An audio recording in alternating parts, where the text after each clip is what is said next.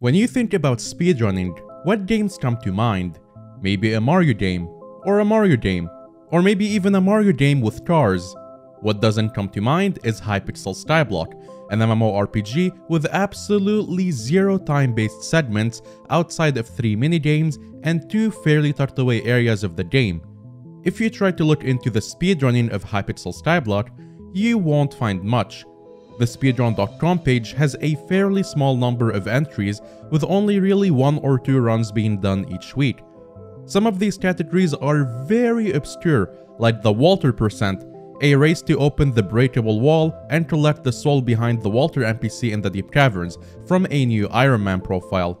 This is amongst the most popular categories on the site. The most popular category is Obtain Diamond, a category with 175 entries between the classic and the modern subcategories. Some very old players may remember this as the Skyblock speedrun popularized by the YouTuber Present over 3 years ago. However, if you look around the speedrun categories, you'll notice one particular category is emptier than you would expect. All of the dungeons categories. This is unusual, as dungeons is one of the few aspects of the game where the time taken to complete a dungeon actually matters and is told directly to you upon completing a dungeon. There is even somewhat of an in-game leaderboard for dungeon times. But do you know what's told to you directly as well? The fact that you can get 5% off any purchase from the Hypixel store if you use code HellCastle in the checkout. Here, I'll even do a quick HellCastle creator code speedrun.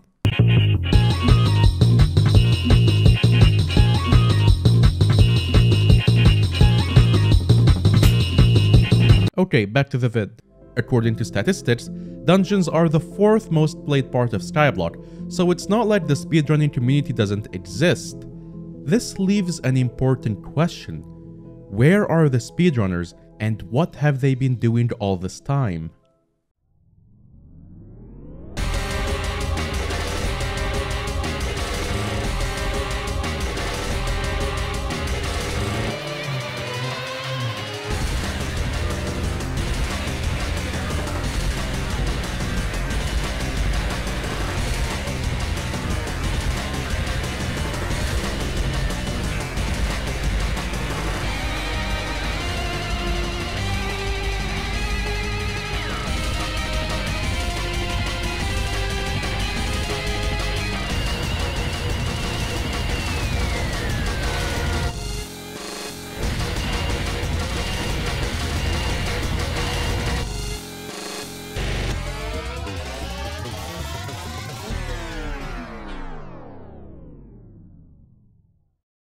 If you've never played this game, you're probably a little overwhelmed. So let's take a quick step back and explain what a dungeon even is, and what makes it so suitable for speedrunning. In simple terms, a dungeon is a procedurally generated adventure map made up of a bunch of pre-made rooms.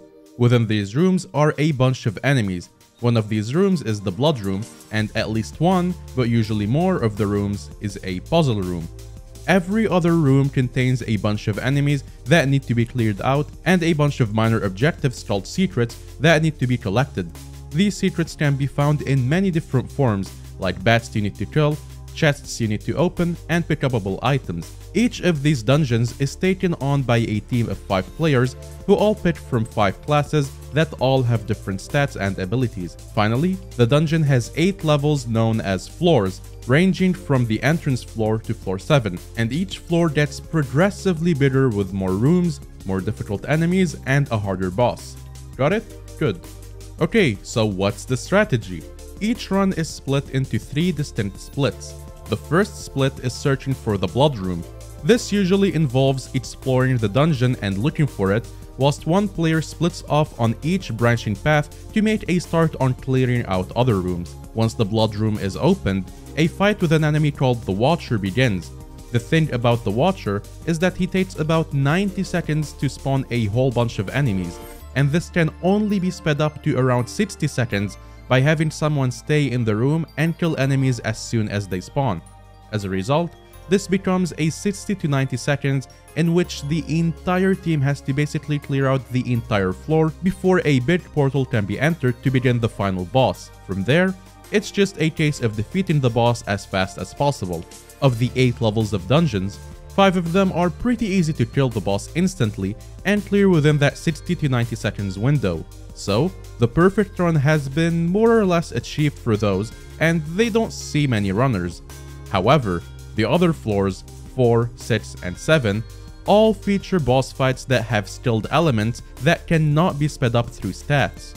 For the sake of this video, I'm going to focus my attention on the final floor, floor 7, as it is the most complex and popular floor, but we might also make another video going over the 2 other floors.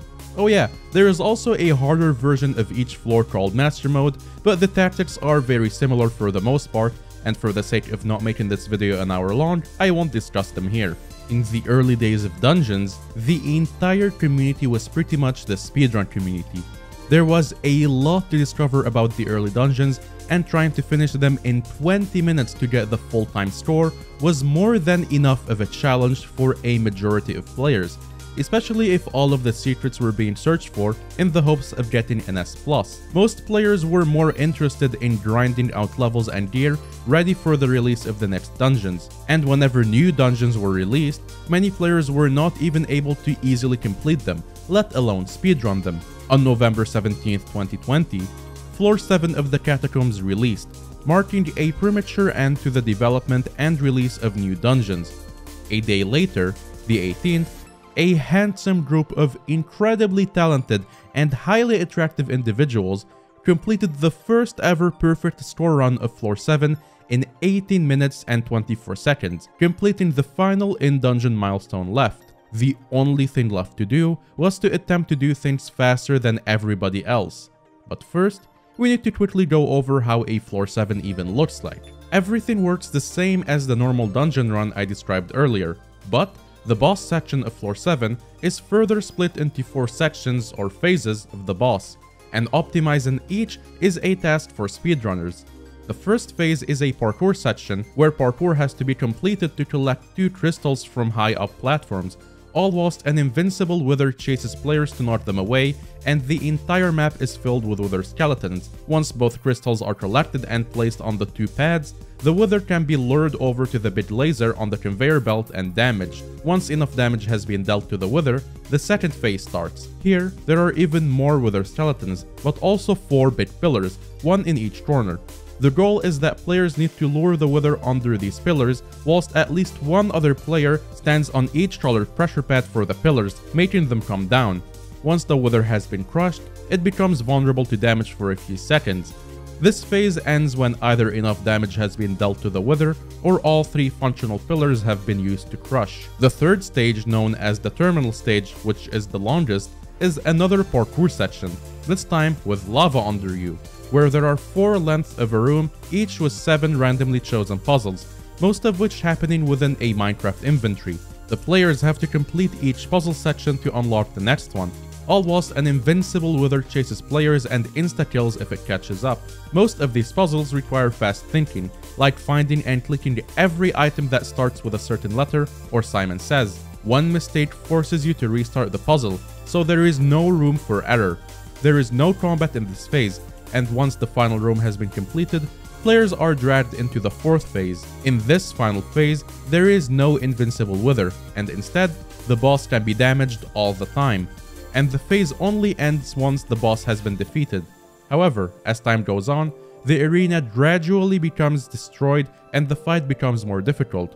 There is also an attack where the boss will fly completely immobile to the center of the room and attempt to immediately kill everybody in a room with a big explosion. This explosion gets gradually bigger over time, but gets smaller the more damage that is dealt to him, and it's during this phase that most of the damage is done and the fight usually ends. After a short dialogue scene, the run is over and the timer stops.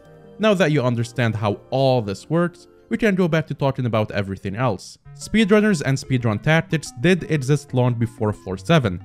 Attempts to speed up the completion of dungeons are always being looked for all the time, as dungeons are incredibly profitable, and faster clears means earning more coins from getting more drops. Simple.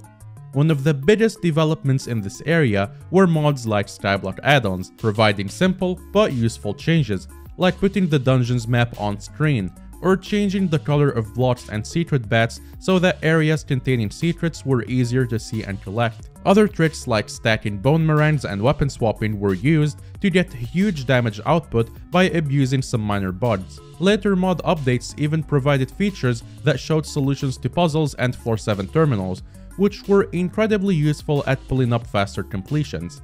Anyhow, it's time to talk about how the world record has changed over time. There are 6 floors I can talk about, each with their own categories, but for the sake of this video, I'm only going to talk about S+ floor 7 runs, as they are, in my opinion, the most interesting and skill-based. Most other floors and master mode floors had, and have, active speedrun communities, but the actual documenting of record holders is extremely poor and isn't officially tracked anywhere other than a scuffed in-game leaderboard, which makes it really hard to talk about. The first ever floor 7 S+ record was set by Strafe, Heatran, 15H, Complex Origin, and Linman at 14 minutes 27 seconds. This was the first ever run completion, so naturally, it became the world record immediately. The record changed hands a few more times as certain people had their first completions, but this was never really tracked because it was in the very early days. A couple days later after release, the Tarantula Boots flybug was found. Basically, if you wear Tarantula Boots before entering the boss portal and spam your jump button, the Tarantula Boots' abilities bugs out and activates during the entire boss fight, granting you infinite flight the entire time, which allowed for the long boss stage of the floor to be optimized through techniques such as upcrushing, which is baiting the boss's hitbox into the pillar before it goes all the way down, and sending players to do later terminals early. A team made up of Strafe, Heatran, Yarns, Try2Clean, and Broshan used these techniques to bring the time from 14 minutes down to 8 minutes 5 seconds, and then a further 7 minutes 5 seconds on an unrecorded run. The Tarantula Boots trick quickly became a staple part of all floor 7 runs as soon as it was discovered, to the point where owning Tarantula Boots became something of a requirement to get into most serious parties. This trick, alongside significant improvements in clearing times, led to the first sub 5 minutes run achieved by Strafe, Yarns, _Dungeons, Complex Origin, and Linman at 4 minutes 51 seconds. This massive jump in speed came from the acquisition of the Hyperion, a weapon with an infinitely spammable ability that, at the time, dealt a huge damage in a 10-block explosion in front of the player that requires an extremely rare drop from the completion of floor 7 to craft. This made the clearing section of dungeons way faster, since you can just mow down the enemies all whilst teleporting forwards with it, and led to the record changing hands many times in the following days, as more players got Hyperions. A day later, the same group achieved 4 minutes 44 seconds by swapping Linman out for 15H and having a slightly faster boss section. 2 more days later, Furball the Hammy, Agent Lai, Pixel Club, Vegan Toes, and Patrick broke their record at a 4 minutes 39 seconds. This run actually had a much slower clearing session, taking 12 more seconds than the previous group's clearing, but having a much faster boss section. No, man. Untranslatable hamster battle cry. Not looking to be outdone by a rodent, 15H, Yarns, Heatran, Linman, and Complex Origin came back the following day to achieve a time of 4 minutes 19 seconds, combining their usual fast clear time of 1 minute 57 seconds with Hammy's fast boss times. Clearly not happy with every single record he'd had so far, Strafe came back again with 15H, Linman, Yarns, and Complex Origin to get the first ever sub 4 minute run at 3 minutes 57 seconds, and this run stuck around for a little while, mostly because it was a pretty decent run. By this time, Tarantula Boots had gotten fixed, so you can no longer fly with them, but many tricks were quickly found and used to help speed up dungeons. These were simple little things, like using a weapon called the Jerry Shin Gun or a Bonzo Staff that has huge knockback, which allowed players to completely skip the parkour section of the first phase of the boss fight in favor of basically just jetpacking up to the platforms that hold the crystals instead of flying up there with Tarantula Boots. Another trick allowed for clipping through doors by just jumping in such a way that the players' heads end up in a non-solid block like a staircase. What the hell did I just witness? Of the silly things, one stood out above the rest: staunting. The name is a reference to an efficiency 10 gold pickaxe called a staunt that can be used to insta-mine most blocks in the game. Players found that by using this in dungeons repeatedly on blocks, they could actually break the blocks client-side due to client-server desync, and then teleport into the blocks or use other methods to get through the blocks. Staunting basically became a staple of dungeon speedrunning even till today. New tech around it kept evolving, and learning it was a must if you wanted to stay in the competition, or even if you just wanted faster runs for more loot. Despite all the new tech, there wasn't any new world records for a while, until a man called Paul showed up. Paul isn't a player. Paul is actually one of the electable mayors in Skyblock, a process where every 5 days, players vote on a bunch of perks that they want for the next 5 days basically. Paul represents dungeons, and his perks are on screen now. These are super useful to speedrunners, as the 10 extra score allows players to miss secrets or skip a room called Trap Room, which is basically just one long puzzle room that takes longer than it's worth to complete. The perk providing a 25% boost to blessings also means easier runs, as blessings are large stat boosts given throughout a run, and increase health, damage, and defense stats. As the runs became more optimized, it only really became possible to beat the record in the 5-day windows when Paul was mayor. There's also a second mayor named Jerry who cycles through every mayor's perks, including Paul's, so sometimes records could be broken with him too. And as Paul promised, Paul delivered, beginning a wave of new world records, starting with a 3 minutes 54 seconds from 15H, Yarns, Complex Origin, Linman, and Strafe. 3 seconds faster than the last one, saving time as Paul allowed them to both skip the trap room and thus clear the floor out faster.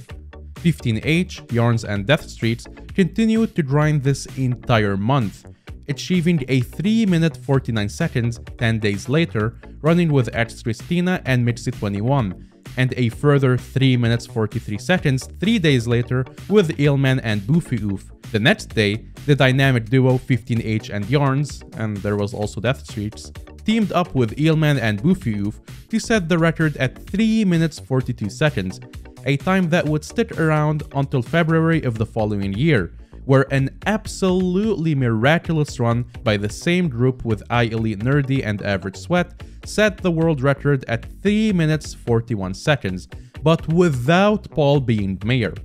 It was also around this time that a Dungeons Helper mod was gaining a lot of attention, and it was called Just Enough Dungeons.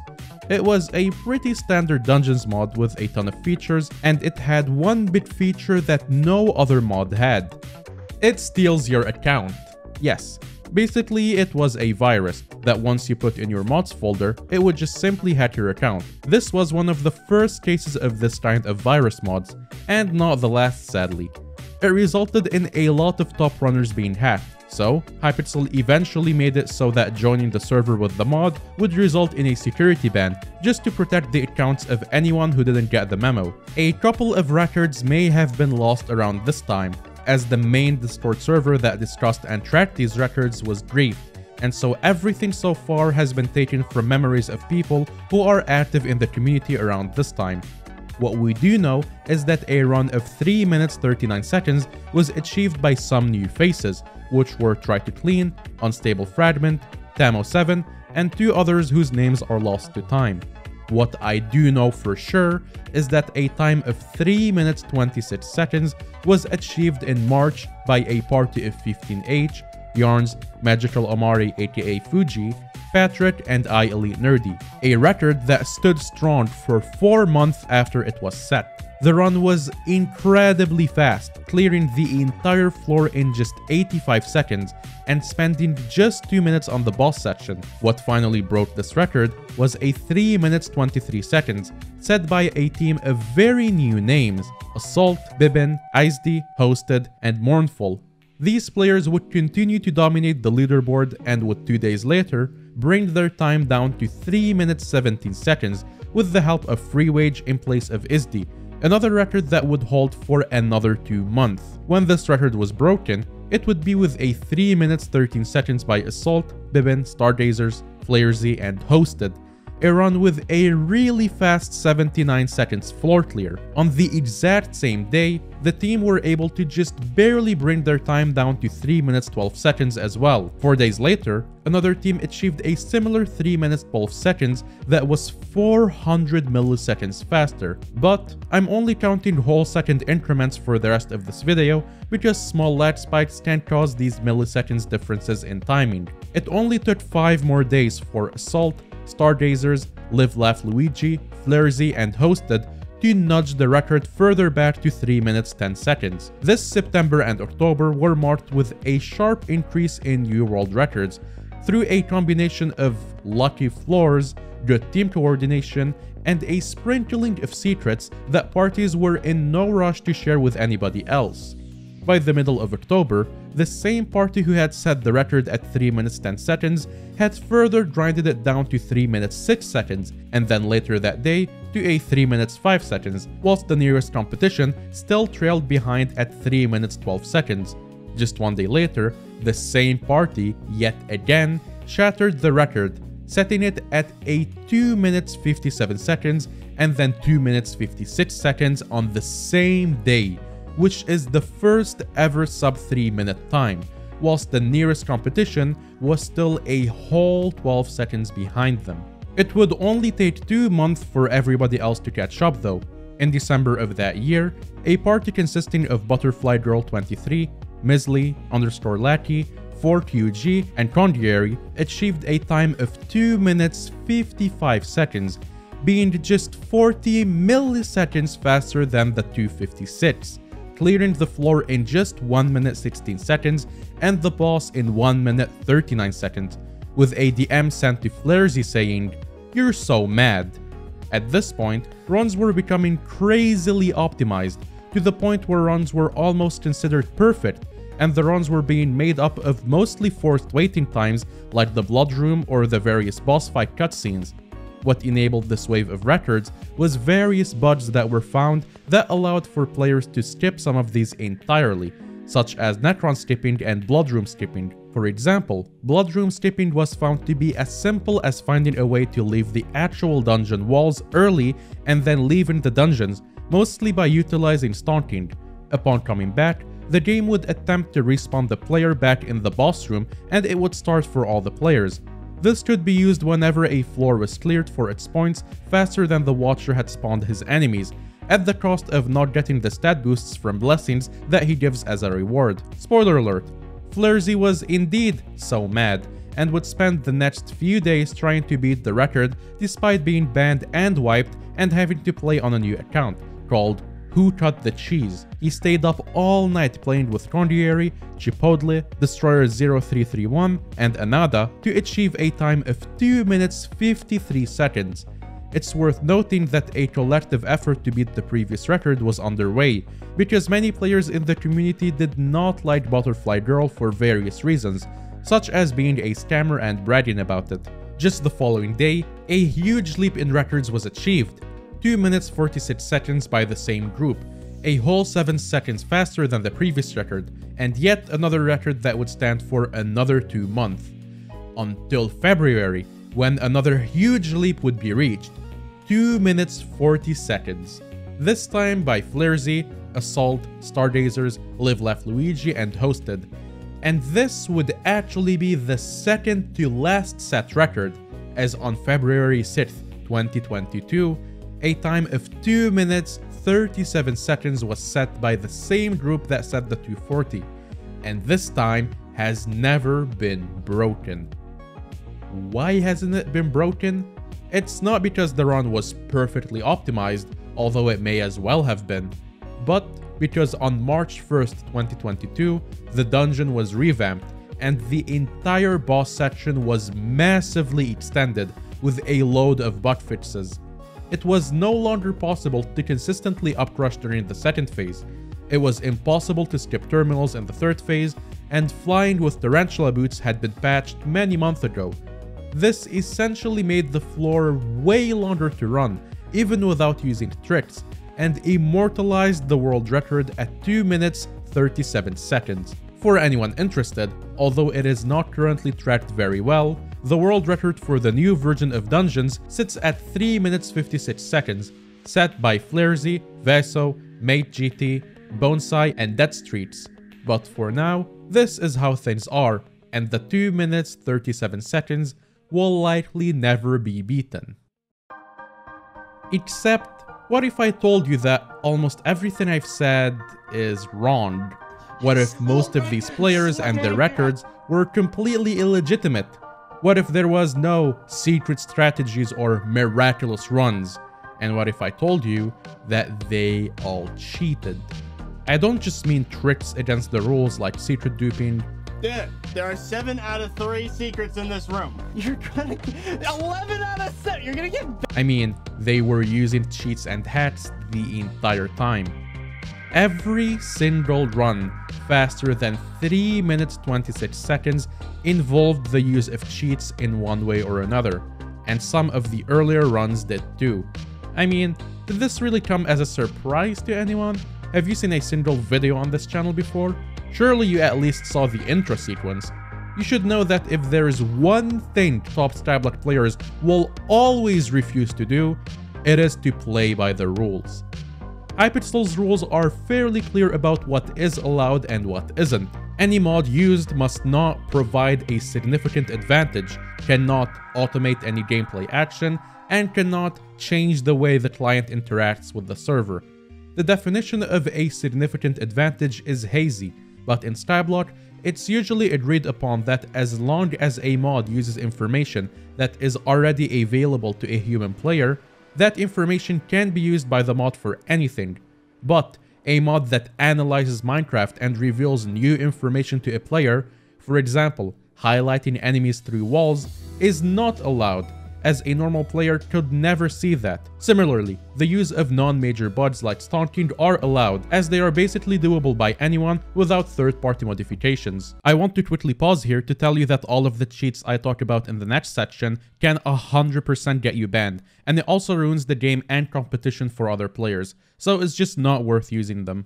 The start of serious cheating began all the way back in February 2021, with the release of a Minecraft mod specifically designed to cheat in dungeons, which I will call Client H for the rest of this video. Client H was first used to break a record in the 3 minutes 41 seconds run, with Average Sweat and iEliteNerdy both using the hacks in this run.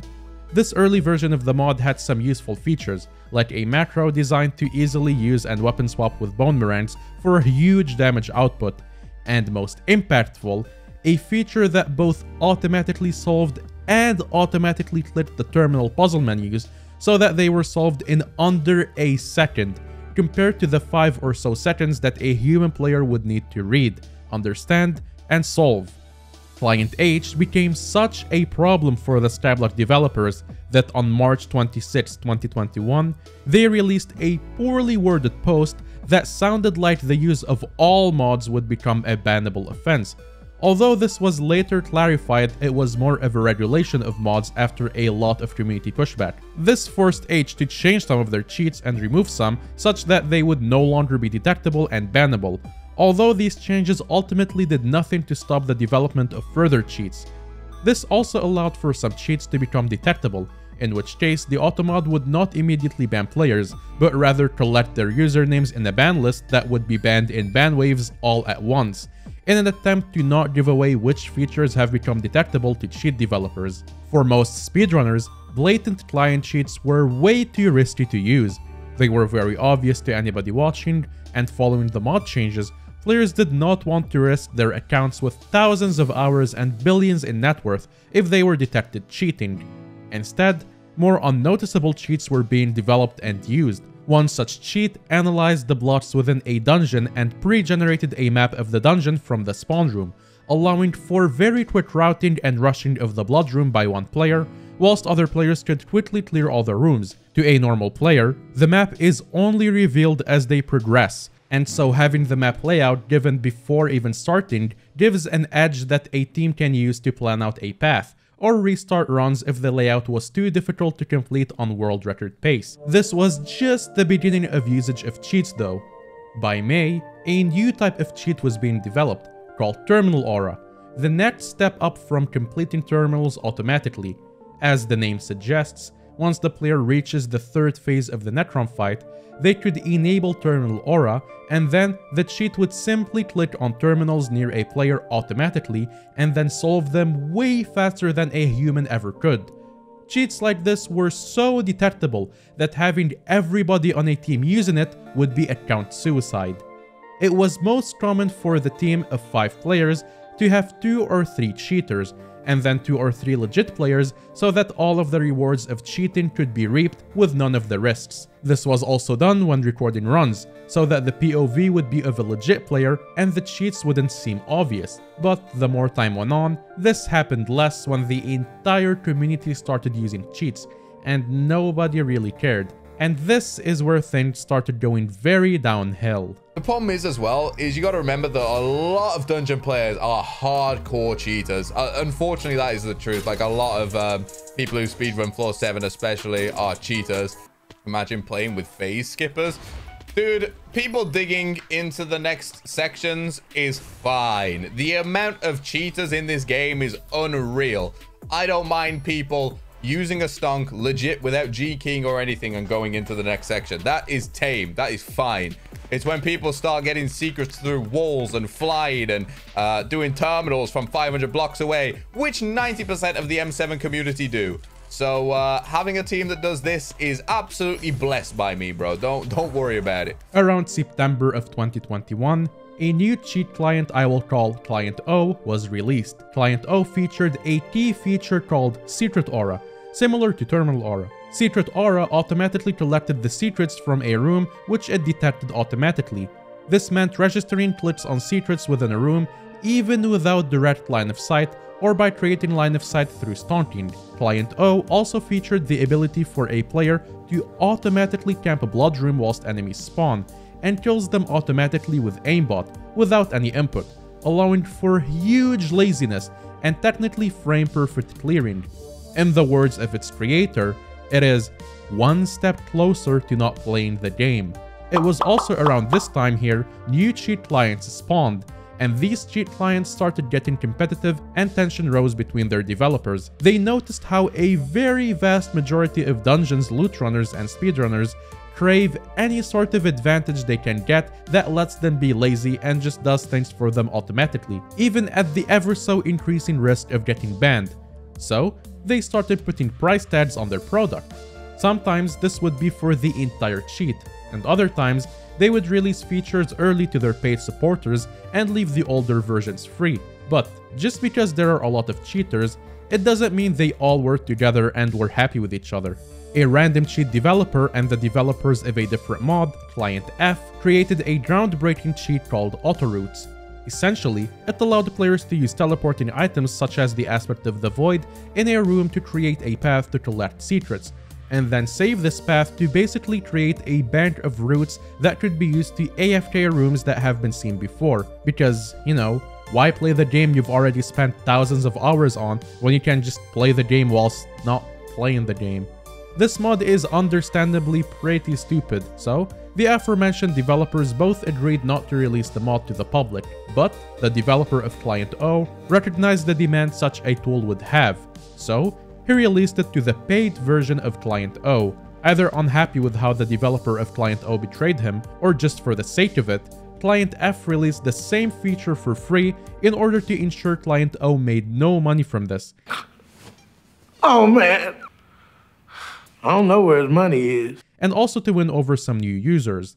This kind of petty beef happens all the time in the cheating world, and the creation of cheats is the furthest thing from a coordinated ethical effort. Due to all the competition between cheat clients, cheats evolved at a very quick pace around this time. So, if you look up the runs from around these time frames, you may be able to blatantly see the cheats being used in runs, or at the very least, notice which players are cheating. The development of cheats got so absurd to the point where something called auto dungeons got released. Any guesses what that does? Yeah, it automatically clears a dungeon. This is made with the express intention to allow players to very quickly clear a dungeon, collect all of the secrets and puzzles, and then go into the boss without any inputs. Yet another step towards not playing the game at all. You just enter a dungeon, turn on the cheat, go get some coffee, maybe some chips, and come back to everything being done. Although this cheat never saw use in speedrunning, most likely because of how blatant it is and how quick it gets you banned. So, this leaves Dungeons speedrunning today a barren wasteland. A game that probably shouldn't have been run in the first place. The development of cheats was designed to benefit the regular players of the game who wanted to do runs quickly to get items and sell them for coins, not for those trying to go for world records. Although this is very sad to see, as the legit runs and strategies before cheats existed were super interesting to watch, learn, and document. It was only natural that as cheats started to exist, they would quickly be adopted by the community and become something of a necessity for most runners.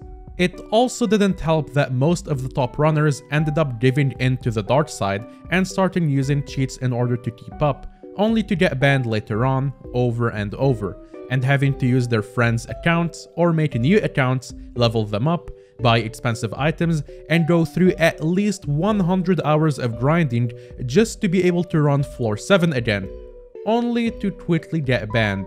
So running kinda just became a matter of who can cheat the most before eventually getting banned, which runners quickly got tired of and decided it's not really worth it anymore, especially after Hypixel doubled down on these cheaters and made the punishments for them much harsher. It also wasn't helped that nobody was willing to watch all 5 POVs of each player in the run to verify them on some unofficial leaderboard like speedrun.com, and the game's in-game leaderboard had no verification at all. And the saddest part is that I can barely even speak about the legitimate runners in this video because they are so poorly documented, and if they never cheated themselves, they often cheated knowingly by partying with other cheaters anyway.